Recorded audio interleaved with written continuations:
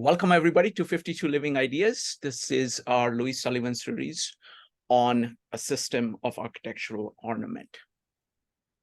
Today, we are going to have Rupali and Joia talk about their thoughts on the opening essay, and then we will go to the discussion of plate 1 and 2. That's the plan. Let's see how far we get. So, Rupali, the floor is all yours. Thank you. Sherri and Rob, thank you for setting us up with your first two lectures. That was very helpful. I listened to them on YouTube and they're fantastic. I want to start with the prelude.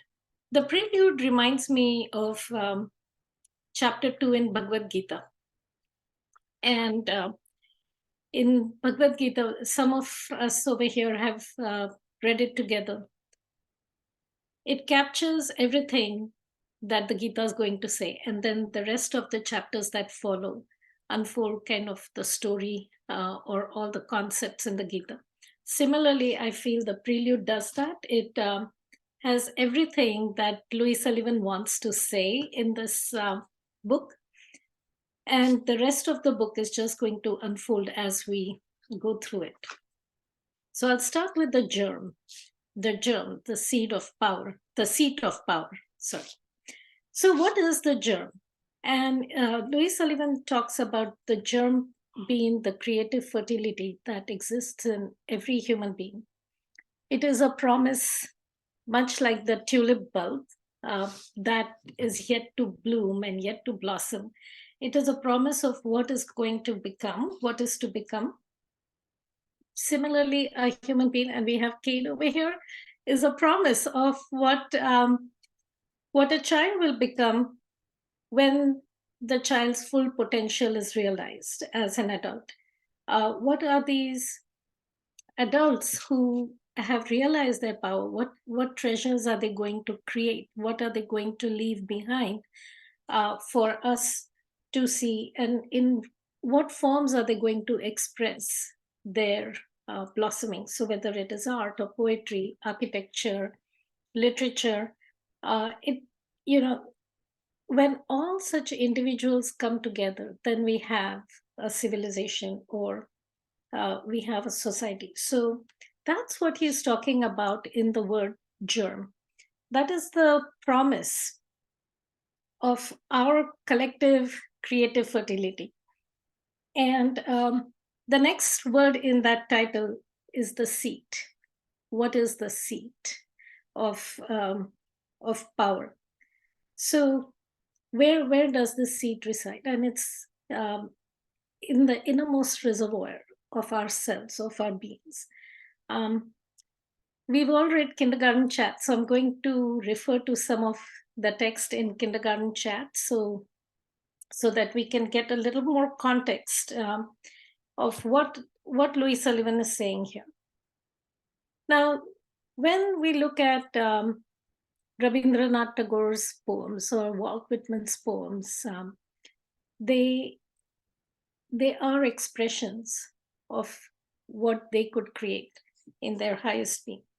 Similarly, all of us have that creative power, and last time I think Rob talked about the ego and what it is different. It's different from what we currently know as ego, but it's inside us. It's that identity that we have. It's where all our creative impulse springs forth from. It encompasses our intellect, our instinct, our sympathy. It is that potential that we all have. And irrespective of where human beings have been anywhere in the world, any time in our development, our evolution as human beings, we have all had that seat of power, that potential to work. And when we acknowledge that it is that genius in us, then we can work towards our own potential in an integrated manner. And that integrity is what will help us create our own expression and achieve what we desire. So when I work with my students, so some of you know that I run a Montessori school, and when I work with my students, I often ask them to think about who, where, what, when, why, the 5 W's and 1 how. And so I was thinking about that. What does the seat mean? What is the seat? So we talked about that, and it prompts us to inquire. It asks us to say, who am I? What is my identity? Where does it reside? So it really is in our intellect and emotions. In kindergarten chats, Louis Sullivan talks about knowledge and understanding, and he says intellect is alone not enough. You need to have understanding, and it is our sympathy from where we can understand and interpret the world that we live in. So when does this happen? When does the seat of power get activated? It's really from our birth till we die, and it is expressed when we realize our own potential from becoming free of bondage. And Louis Sullivan talks about democracy, the idea of democracy. So it really, when we free ourselves from cultural traditions or norms that are holding us back, and when we are true to our own creative self, that's when you see the efflorescence of our own selves, right? And why should we have this seat, and why should we seek our own seat of power? So he talks about how every individual can experience their own spring of flowering, that their own expression in their fullest form. And so if we can educate ourselves, we can educate others, then we are forming a society that is built on man's powers. So that's what he's saying in the germ, the seat of power. So what is power? What are man's powers? And again, when we think about power, it's some form of authority that we're thinking about, and that's not what Sullivan is talking about. He's talking about the human capacity and human possibilities. These are human qualities that reside in all of us. They we've seen this in Tao Te Ching and Bhagavad Gita and the Bible, that all of us have that spiritual being in us. However, all of these powers are covered with layers. We cover them ourselves with traditions and cultural institutions, education, our own beliefs. We limit ourselves. And when we read kindergarten chats, Louis Sullivan peeled those layers for the student. And while we read it, he peeled them for us too. And so we could really get to the core of what does it mean to be a man. So when we realize these powers, we begin to have the power in us, the courage in us to fight these institutions that have been long-standing and holding us back. And we then have the courage and the ability to forge our own reality. So I'm just going to read something from Louis Sullivan's kindergarten chats.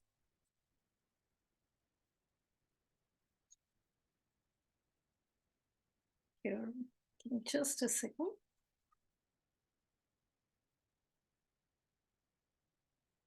Under the beneficial sway of this power, the hold of illusion and suppression is passing. The urge of reality is a looming force, extent and penetration, and the individual now is free to become a man in the highest sense, if so he wills.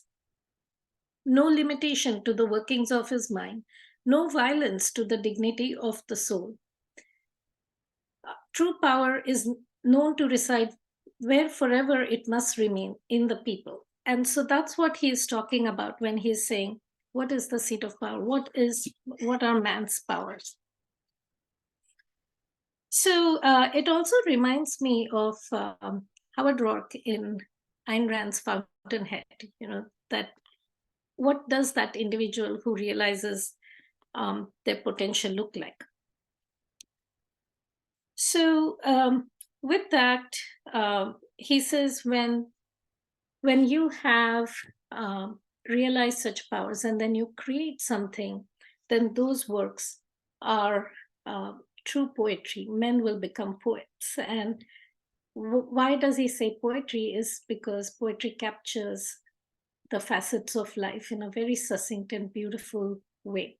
It combines the intellect and the instinct, the emotions also, so and life's desires. So he says that man is a worker, an inquirer, a thinker, and a dreamer, and all of these are realized through the power to will, the power of choice. He is the creator and the master craftsman. So that's how I look at the prelude, that we have that potential in all of us, and Louis Sullivan is encouraging us to realize that potential. So I'm really glad that we read Kindergarten Chats before this, because that really prepares us to read this condensed and dense version of Louis Sullivan's philosophy. And although this book says a system of architectural ornament, it's truly a way of leading human life. It's so, I think Shrikant has said this before, that it's not limited to architecture. It's what architecture is one expression of the human mind. And so what is your expression? What is our expression? That's what Louis Sullivan is asking us to think about. So with this background, we can now approach a system of architectural ornament. When we go into the inorganic and the organic, I really like the title, the inorganic, lifeless. And I was thinking about chemistry, and thank goodness Louis Sullivan is not talking about chemistry, but more in the biological sense. What gives something life? What makes something a living thing? Is it just that you have the living force in you, or is it something that gets life from how you manipulate it, how you shape it in your environment?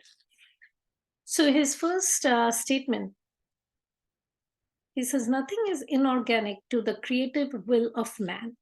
His spiritual power masters the inorganic and causes it to live in forms which his imagination brings forth from the lifeless, the amorphous. He thus transmutes into the image of his passion that which of itself has no power. Thus, man in his power brings forth that which hitherto was non-existent. And so what it reminds me of is Michelangelo's panel of Adam, the creation of Adam, where the two fingers are just about to meet, and Adam is still lifeless, but there's going to be that life in him. And then when you look at Michelangelo's sculptures, you see that a block of stone, which was just sitting there, lifeless, was transformed into something of quality, of emotion, and has that living nature in it, the living art, even now after so many years. So, so that's about man's powers and how man can make the inorganic organic. I want to share my screen here, and let's see.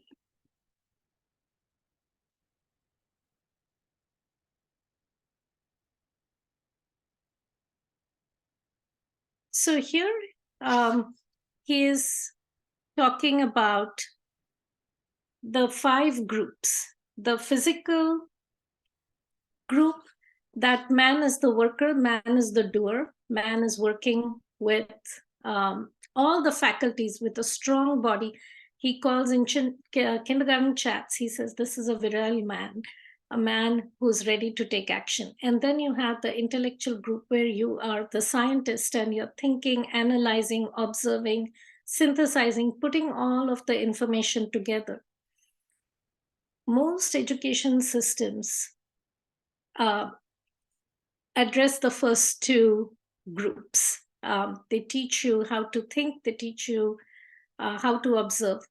The next level is the emotional level. And he says, this is where the instinct lies. This is the artist, this is the poet. And this is where the man is putting together the technical knowledge as well as the understanding, and that's coming together. But all of this rests on that moral compass, the anchor of ethics and how a human being should be performing in society. And when you keep rising, you get to the spiritual level where then it's the glory. That's where the highest power is. I think, Shrikant, before we started this meetup, you had a presentation on man's powers, Louis Sullivan's philosophy as it pertains to the Bible. And I think you talked about how you can, how he is talking about going to that highest spiritual level. And when man, and by saying man, it means all of us, that when we get to that level, man is the seeker, man is the mystic, the poet, the prophet, the pioneer, the affirmer, the proud adventurer.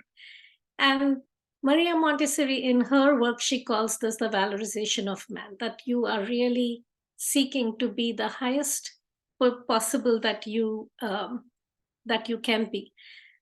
So in this section, the inorganic and the organic, something that really captured my eye was this paragraph, and I'm going to read that.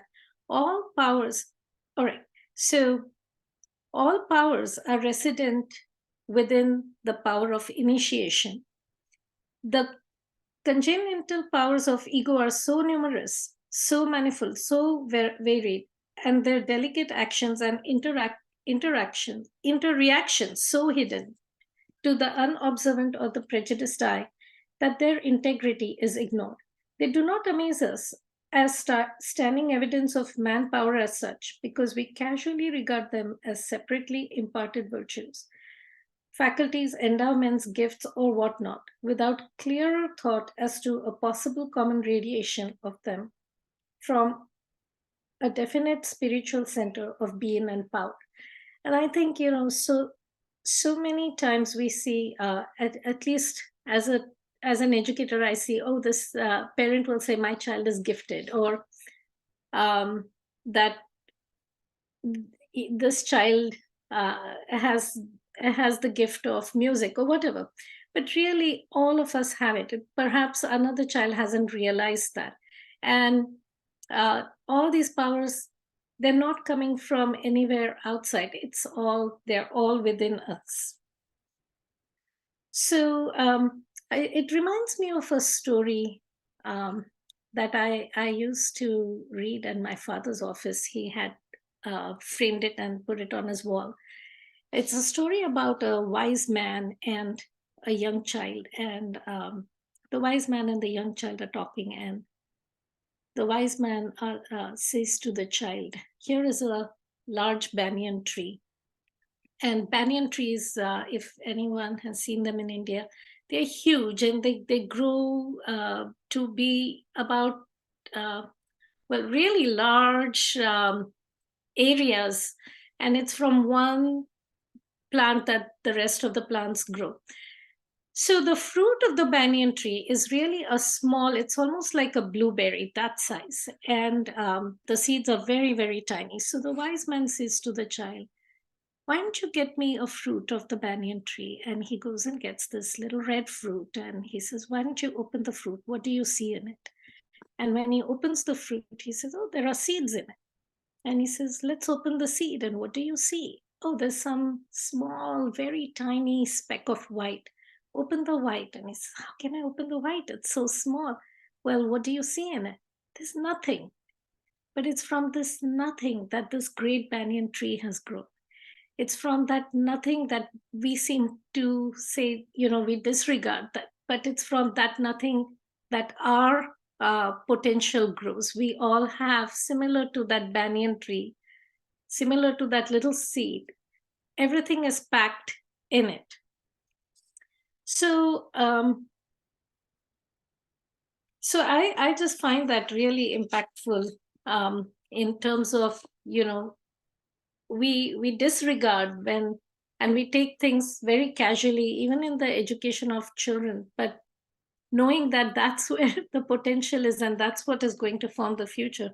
It's really good to kind of focus on helping every child learn freely. And I think Maria Montessori does a good job of it. The next thing that I want to talk about is just bringing after the man. He talks about the groups of man's powers and comes towards the end and says, the modern dream, obscured, inarticulate as yet, is to found on the reality of man and his powers, a civilization befitting him and his powers. Thus dawns the modern light upon the art of the world. It reveals that all men in their native power are craftsmen whose destiny is to create courageously, wisely, and worthily a fit abiding place, a sane and beautiful world. And thus does the nature of universal art begin to emerge within the glow of this modern light. And to do this, he says, you can look at the trail, you can look at what's happened in the past. He says, the method is to be simple and let the spirit be free. The trail to man's simple powers leads with many windings through the jungle of complexities we call civilization. It broadens and straightens as we follow the scent of what man has left behind him in thought and deed. We suddenly side glimpsing the man of today and what he thinks and does, the man of today in the man of the past, the man of the past in the man of today. And as we trudge onward through the phantasmagorian obscurantism of our preconceptions, because urged on by the impulsion of discovered facts, or perhaps eagerly, if clear-headed and self-willed, and as illusion after illusion falls from us, and as veil after veil rises from before the apparition of our fears, man, the reality suddenly appears. And how wonderful is that? It reminded me of Kipling's writings too. But we can look at the past and we can see what came before us and how have humans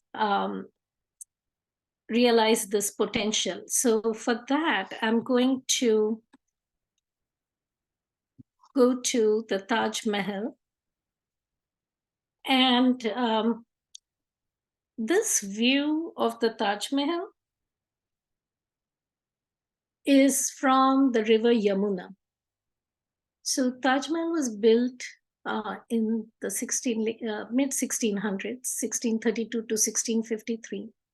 It was built by a Mughal emperor, Shah Jahan. And he built this as a resting place for his wife when she died, Mumtaz Mahal. So Shah Jahan was the grandson of Akbar. And in the Mughal Empire, Akbar and Shah Jahan's father Jahangir, they had created a stable empire. And so when you have that stability, there's an environment to flourish. So the arts, architecture, poetry flourished, dance flourished during this time period. And Shah Jahan was one of the most instrumental emperor who created almost 35 works, large-scale works of Islamic architecture in India during that time period, during his reign. And Taj Mahal was his last project. So about 24 of those projects still exist in India. So if you are ever on a tour of India, I highly recommend those. Are mostly in the northern part of India. The Red Fort and the Taj Mahal were designed by the same architect, Ustad Ahmad Lahori. And you can see the principles of Mughal architecture in this, this beautiful building. So here you see the view of the Taj Mahal from the river. It's set on the banks of the river. So from this side, you see that it's flanked, the mausoleum is flanked by two red colored buildings on the side. The Taj Mahal, the mausoleum itself is white, is made of white Makrana marble, and it's a translucent marble. And every element of the Taj Mahal is just perfectly placed, thought very well, designed very well, and perfectly placed. So the Taj Mahal, this is from Google Maps. You can see Taj Mahal sits on this rectangular plot. It's almost a half a mile plot. Some of the portions, and we'll see in the next slide, some of the portions don't exist anymore, but this is what currently exists. And on the northernmost side, it's an oblong rectangle. You enter from the south and you walk towards the north. It's about a quarter mile or a little bit more than a quarter mile of a walk from the entrance to the mausoleum itself. And so, you know, in terms of evolution, if you look at the way human brain works, we look for large, broad, wide, open spaces.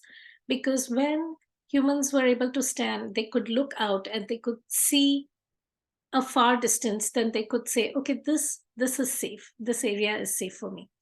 And so when we look at the Taj, there's nothing behind it really to obstruct or crowd the view because there's the river.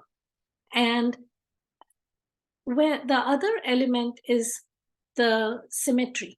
And that's a very typical Islamic architecture feature of using symmetry. And you see the vertical axis and the horizontal axis very clearly. You see the four gardens as you walk. And the blue line in the middle is the waterways. The mausoleum sits right on top of this central axis, the vertical axis, and is flanked by four columns. So when we look at it in elevation, when we look at it from the front, you can see the four columns really do, the minarets actually, they do the job of framing the Taj Mahal in its location. So here's the view from the northern side. Here's the river Yamuna, and you can see the contrasting colors. So these two colors were chosen very particularly. Again, color plays a large part in design. The white color represents purity. And in Hindu architecture, so the Mughals came from outside to India and from Persia. And so when they came, the three kings, Akbar, Jahangir, and Shah Jahan, were trying to integrate the Hindus and the Muslims. So they took the color of the Brahmins, which is white for purity, and the colors of the Kshatriyas, which are the soldier, the warrior class. These were the two highest classes at that time, and they integrated them as part of their architecture. So a lot of Islamic art, you will notice these two colors. And here are the plans. You can see the one on the left is what the structure was. So it had 4 gardens before you could actually enter the main door, the main gate, from where you could then enter into the walking gardens, and then you walk to the mausoleum. Now, on the right is what remains today. You see the front part of the structure is gone. But this was a functional building. The mausoleum was a funerary for the queen. She had died, and Shah Jahan loved her dearly. He really wanted to build something for her, but he also wanted to build something monumental. That so the Taj Mahal was built with the idea that it was going to be a monumental piece, and that's what the architect was asked to do. So then when we and here, this is the view from the door. You see this long pathway. So when you're walking towards it, when you look at it, so I went to the Taj Mahal just at dawn, just a little after dawn. It was early morning. The fog was just lifting, and you could just see this beautiful white building. It's got a very mystic feel about it when you look at it from that distance. You don't quite see the details, but you see its geometric shape. It sits very firmly on the ground and is very inviting with its open arches. This is the view, the first view that you get from the gate. The gate is in red sandstone, and the inside of that gate is all dark because you are in this large rectangular space with a huge dome on top, a vault on top, and then from this spot you get the first view of the Taj. So this is the gate from where you first see the Taj. So you'd be standing under that arch.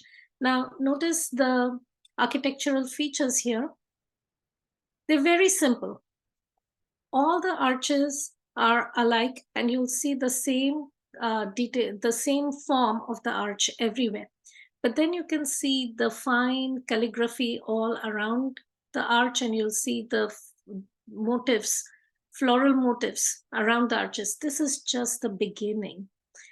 And you come into this gate and you are treated to these beautiful arches. If you notice further inside the large arch, there are smaller arches. And so when you're entering from the other side, you are entering through these smaller arches into this larger space. And so the scale is going from the human scale to something grand. And then you see this large pool of water that leads to the mausoleum. And so when you climb, so the mausoleum is set on a platform. You go up to that platform. The platform is with white marble and either black stone or a Jaisalmer stone, which is a yellowish stone. And there are geometric patterns, almost like fractals on the floor. And so again, that's another feature that attracts you and guides you to where you're supposed to go. And you come to these great arches from where you'll enter the mausoleum. Now notice again here, the arches are made up of the Makrana marble. It's a white marble. It's translucent in nature, so there's light. The picture really doesn't do justice to it, but you can see when you're there, you can see the light, how it plays through the marble. The minarets have fine geometric designs. The arches, again, follow the same floral design. Everything is within the limits and the boundaries of the geometry that the architect first set out to have. So everything is designed within that geometric pattern. When I'm going to go back one slide. So you see those panels just above the heads of the people, that's at the eye level. Those panels are at the eye level. And if you look closely at those panels, this is what the design is. This is the border is made up of stone inlays, and stone is inlaid. I have an example of that here. So this is on the same Makrana marble, and stone is cut precisely and laid in and then polished so that everything is one surface, but it's really fine. All these pieces are made up of stone.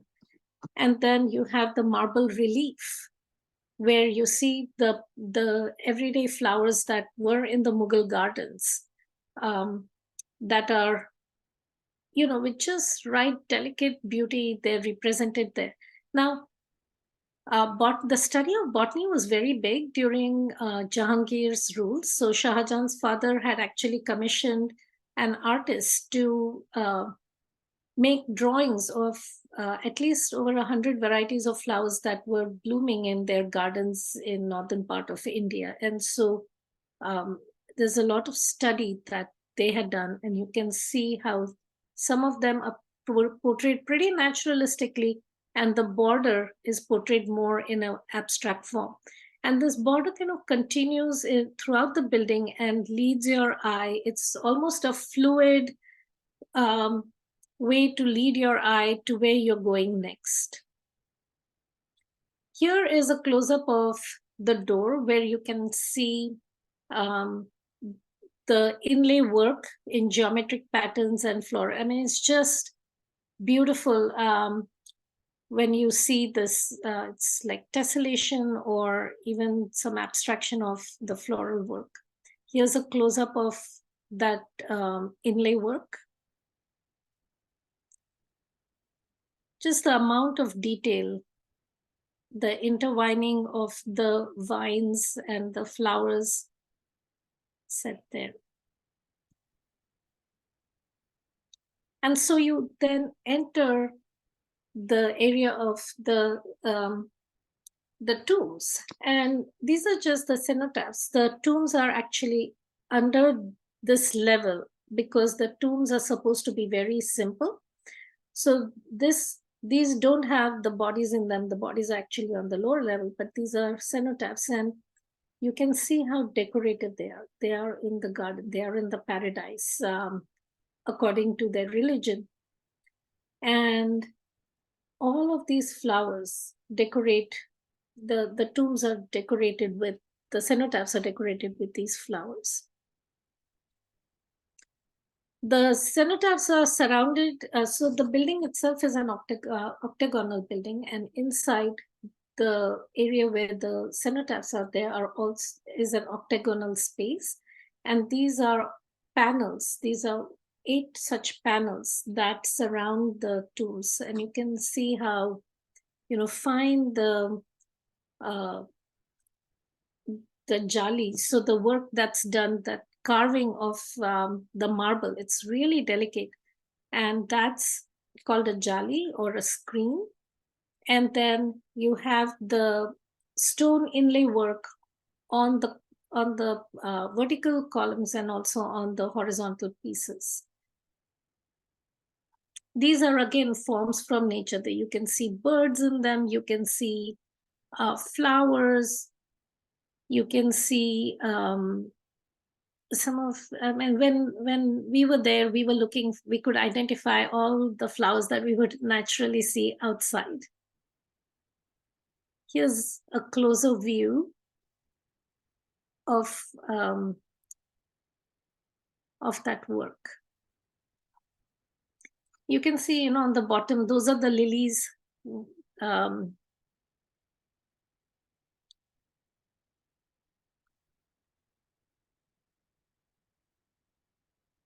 Just beautiful work on the floor and the cenotaph. And relatively, the walls are pretty sparse because the focus is on those jalis. And so here is a portrait of Shah Jahan, and you can see, he was the patron who encouraged these arts during his time, and allowed for that flourishing of the human mind. And we can see from that past what is possible for us to take inspiration from. I'll just share what the court poets and the writers at that time tell us. They say Shah Jahan was the spring of the flower garden of justice and generosity, the renewer under whose rule Hindustan has become the rose garden of the earth. And his reign has become the spring season of the age in which the days and nights are young. And at the Taj Mahal, Shah Jahan, the architects and the artists, not only they didn't just bring their technical skills, their intellectual skills, but they also captured the emotions. And so with that, the beauty of those flowers, the beauty of the jalis, it just moves you when you go there. You can't stop. I was just roaming around, it leads your eye to one detail to the next detail, and you say, how is this even possible? And yes, it was done by humans, and it is possible. And you can't just stop but think of the poetry at that time, that this is truly a high achievement of human beings. Thank you. Thank you. Thank you very much, Rupali. That was just beautiful. It's a great demonstration of what Sullivan's ideas look like. And it's particularly powerful because it comes from such a different context of man trying to do the same thing, very different times, very different set of values, very different aesthetics, even, but the same beauty, the same expression. Just wonderful.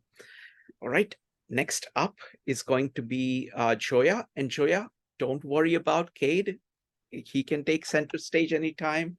No, just let's do it. This is very informal. We're all friends, so I'm delighted that. Here you go. Here, I'm gonna try to give him a snack. Maybe see if that'll keep him occupied. Snack a little bit. He might make some noise. No problem. They're all delightful noises, so it's good. I just want to start by just thanking, well, first Sherri and Rob and Shrikant for even having this idea and putting it all together. I know I haven't been able to be here for the first ones, but I definitely watched all the videos, parts of them multiple times. It was so good. It was so rich. And I'm just so glad that we were finally able to do this. A lot of what I even wanted to talk about today was another one of the books that we explored, The Autobiography of an Idea, by Louis Sullivan. And this book came out that same year, 1924, the book we're exploring now, again, at the end of his life. And I've always read these two books in tandem. And I hope that even part of what we can do is kind of explore how these books interweave together. And I'll share, for me personally, I've always gravitated more toward this book, because this is the book with a lot of words and a lot of poetry, which definitely speaks more to some of my deeper interests. Whereas this new book, there's a lot of the drawings. So I'm just so glad that we have Sherri and Rupali here to really take us through that, because this book has very few words, lots of pictures, and that's really where I really appreciate all of the guidance and their insights and their instructions. And I've really been looking forward to this one, where we actually get into the plates and the drawings. I did even attempt to do the homework that Sherri gave us and try to use my own hand, but I'll tell you, even from the newbie's perspective, that I face the difficulty of even knowing where to start, even with his most simple drawings. Like, I don't know, where did he put the pen or the pencil to the paper, and which lines did he draw first? So I'm just going to be so fascinated to really dive into the plates and hear, what Sherri has to say as she takes us through what we were supposed to do with the homework, which I don't think I did quite so well. But I wanted to take in my presentation, and especially because I missed the last one, the prelude. And what I've always loved about that prelude, beyond the fact that there's so many words, and I love all the words, is he tells us in this book that we're reading to remember the seed germ. That's his constant refrain to us, to remember the seed germ.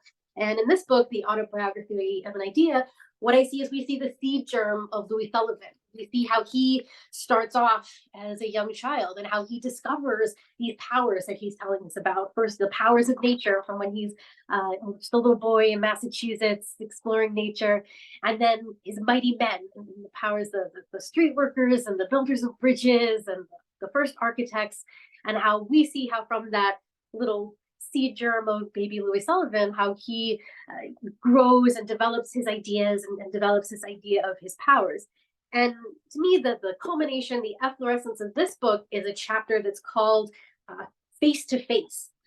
And it's interesting to me that in my reading, he's got what I always consider with writing. Sometimes I think you have an assignment, you have a certain topic that you want to express.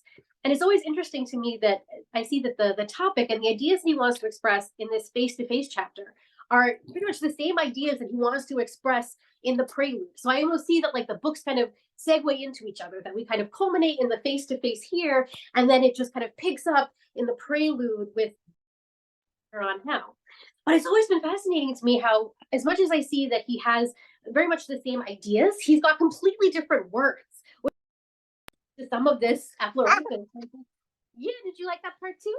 And just the fertility, and the richness of his thought, that he's just able to express these ideas in so many different ways. So I even just wanted to read from some of the passages here, just so that we can have these fresh in mind as we read the same ideas again in the prelude, and then you'll start to see how they're going to show up, as we go into the different plates. So starting even with from in here with the face-to-face chapter, I'm going to pick up here to say, one who has made the rough pilgrimage through the jungled infirmities of philosophy, of theology, and through the wilderness of turbid dream words uttered by the practical man who deals in cold, hard facts. One who, as pioneer, worked his troubled way through the undergrowth of culture, with its acceptances, its preconceptions, and precious finalities. One who, led on by a faith unfaltering, at last arrives at the rendezvous with life, here testifies the natural man, as sound to the core and kindly yet innocent of himself, as the seat of genius, as container of limitless creative powers of beneficence. Solely on the strength of this faith was begun the story of a child dream of power. That was this book, the story of the child dream of power. And he has just some beautiful expressions here about these powers that we've seen in the prelude, but just again here in different words. So here he writes, to begin, man is a worker and a wanderer in varied ways. With his bodily powers, he may go here and there. He may move objects about. He may change the order of things. Here at the onset, we find a portentous power, the power to change situations. He can make new situations. With his 10 fingers, he can do wonderful things, make things he needs, make accessory things to extend his muscular power. Yeah, come here. Thus, he manipulates, he further changes situations. He changes his own situations. He creates an environment of his own. One sees here the adventurer, the craftsman, the doer, ever growing in power. Thus, man's first collective power within himself is the power to aspire, to work, to wander, to go from place to place near and far, and to return to his home. Wait, give me a second, I gotta grab something here for you. You want this? You push this out of the way? Oh. Take your time, Joia. Sorry. So just, picking up here even with more words on these powers. Now, if to the power to do, we added the power to inquire, man the worker grows visibly more compact in power, more potent to change situations, and to make new situations for himself. The situation may be a deep gorge in a wilderness. The new situation shows a bridge spanning the chasm in one great leap. Thus it is that man himself, as it were, leaps the chasm through the adventurous coordination of his power to inquire and his power to do. And thus the natural man ever enlarges his range of beneficence. His life experiences are real. He reverses the dictum, I think, therefore I am. It becomes in him, I am, therefore I inquire and do. It is this affirmative, I am, that is man's reality. And I even just love that final sentence, this I am. I even hear the reflections of, the faith tradition, he is kind of doing this reversal. There is a kind of new faith of man. And I think that's even part of what we're going to explore in what we're looking at today, the new faith in man's reality, this new I am. Just skipping ahead. So in the prelude that we just read, I sometimes think that, I don't know, maybe Sherri or Rob even knows maybe the order in which things were written. I always assumed that this one was written first and then the prelude. The prelude reads to me more like a more compact version of the ideas that were here. And so in the prelude, he organizes the powers into the different categories. And it's interesting how we see the same categories here, but they're not so clearly organized and defined in this way. But he ultimately does end with the same ideas that we see there, the powers of the moral powers, the powers of choice. And then it's going to extend out into, when societies come together and we have the power of democracy, the power of freedom and free societies. I just wanted to read a little bit more about what he says here about the power of choice here. Our portrayal is not yet wholly clear. Let us go on. There lies another power in man. That power is moral. Its name is choice. Within this one word, choice, lies the story of man's world. It stands for the secret poise within him. It reveals as a flashlight all his imagings, his fantasies, his willful thoughts, his deeds, from the greatest to the least, even in this gliding hour we call today. This one word, choice, stands for the sole and single power. It is the name of the mystery that lies behind the veil of all human appearances, a word that dissolves the enigma of men's deeds, a word, a light that not only illuminates all his obvious works, all the inner springs and motives of his civilizations, but a light whose rays reach within the sanctuary of the secret thought of each and all, thus revealing the man of the past and the man of today, starkly in personal status as a social factor of beneficence or woe. Need we know man's thoughts? View his works, his deeds. They tell his choice.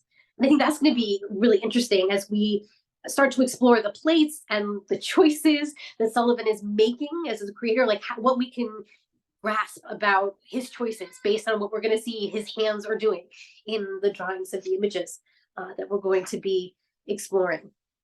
I have one more. That's what I wanted to read. And then lastly, I just wanted to read this one little section. This even gets into, Rupali was mentioning this, and this came out in the last section about the way Sullivan uses words differently and how he uses the word ego differently. So here we even see a little bit more about what this word ego means for him and how it's obviously different from the way we typically use that word now in the 21st century. He says, the only one is ego, the I am. So here, that idea of the I am that we were talking about before, to him, that's what the ego means. So I think every time we hear him say ego, we've got to remember not to think about our 21st century meaning, but his meaning, linking ego with this new faith of the I am. Right. So the only one is ego, the I am, the unique, the most precious of man's powers, their source and summation and diversity. Without ego, which is life, man vanishes. Ego signifies identity. It is the free spirit. It is not a tenant. It is the all in all. It is present everywhere throughout man's wondrous being. It is what we call the spiritual, a term now becoming interchangeable with the physical. It is the sign and symbol of man's immense integrity. The I am that I am. To it, the earth, the world of humanity, the multitudes, the universe become an egocosm. And I even love that. That's a word I think we need to reintroduce to our 21st century vocabulary. I think we need to reclaim the older version of ego and introduce the concept of the egocosm. As he says here, this new vision of man is the true vision of man. For this new truth, the inversion, the world of mankind slowly turning, vaguely conscious, strives to articulate that which is as yet too deep, too remote, too new for its words. But it is not too deep, too remote, or too new for its aspirations. Thus in portrayal stands man the reality, container of self-powers, a moving center of radiant energy, awaiting his time to create anew in his proper image. And again, this phrase, a moving center of radiant energy. I feel like that's even what we're going to see in these plates as we're exploring them, exactly what he means by the moving center, the center that moves and radiates an energy. And how we're going to connect that with this idea of man, the reality container of self-powers. And he just ends it here saying, are then the multitudes infertile? Is genius rare? Has our traditional education and culture left us wholly blind? Have we forgotten the children, egos at our elbow, the springtide of genius there? Shall we continue to destroy? What is our choice? How have we exercised it? How shall we exercise it? Is our moral power asleep? Are we without faith in our own? Whence then this story of a child's dream of power? What shall our dream be? So I just want to leave us with that question, Louis Sullivan's question, what shall our dream be?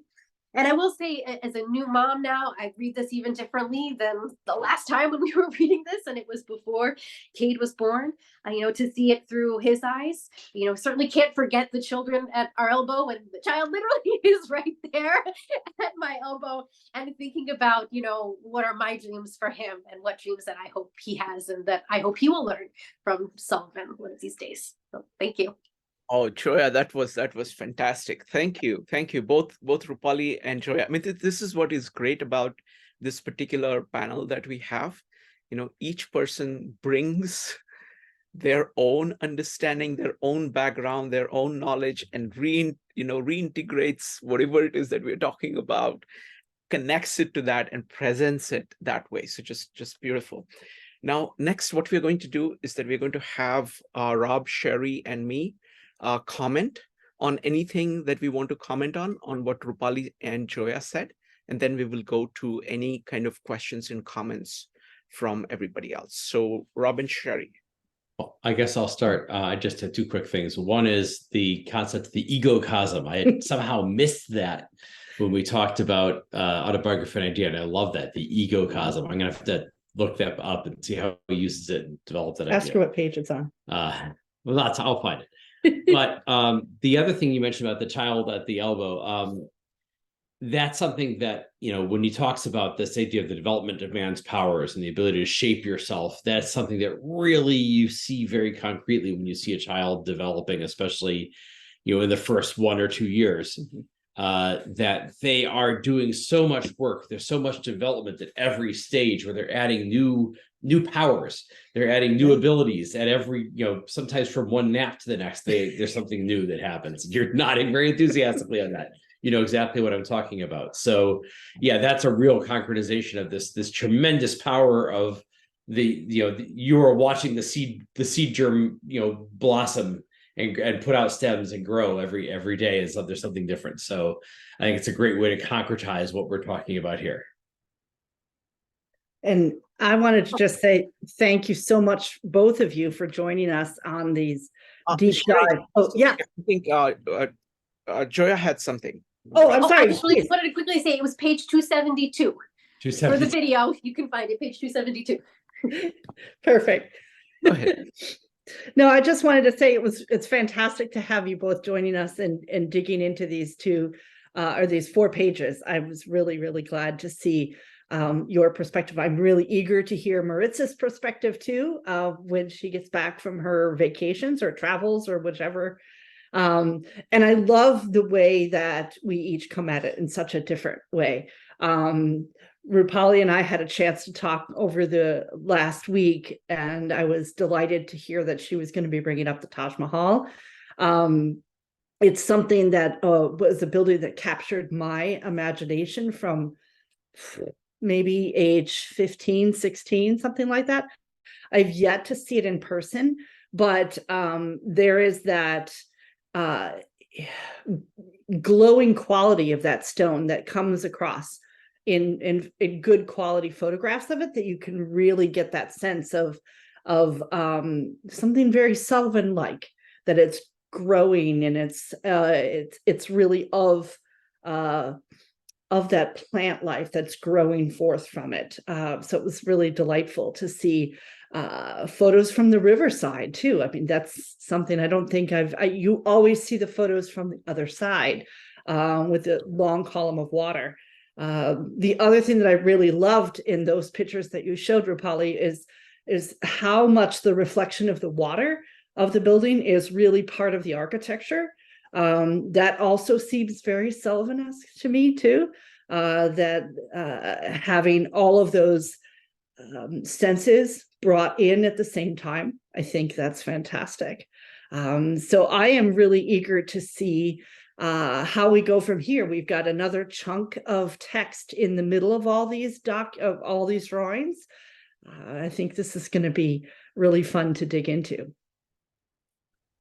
Wonderful. So I'll make a comment, and then if anybody else has any comments or questions about what Rupali said or Joia said, or any general comment on these 4 pages, you're welcome to do that. I reread these 4 pages. Now, thanks to Rob's excellent reading, I don't need to read. I can just go and listen to Rob. And it was wonderful. I had to listen to it at a slower speed because the rate at which ideas come at you is quite incredible. So I'm glad that Joia brought up the section on face-to-face, because though this is very complex, what he's saying, it's very simple. There is a simple core to it. The seed germ of it is he's saying, who is man? That I am of man. He calls it man, the power, or manpower. It's that is the entity, that is the identity. That is the seed germ. What does this entity do? And I had not thought of this before. Inorganic and organic essentially turns inorganic into organic, and does that continuously. So what happens is that you take in everything. Look at it as the seed germ, right? Seed germ, and this is like deep philosophy. The seed germ is there in the ground. Everything in ground is the input for it. It takes in everything, and that is, some of it is dead matter. Okay, it is no longer living. It is taking in things which are inorganic. I'm changing the definition of inorganic here. This is, again, poetic way of speaking, but it is trying to capture a point.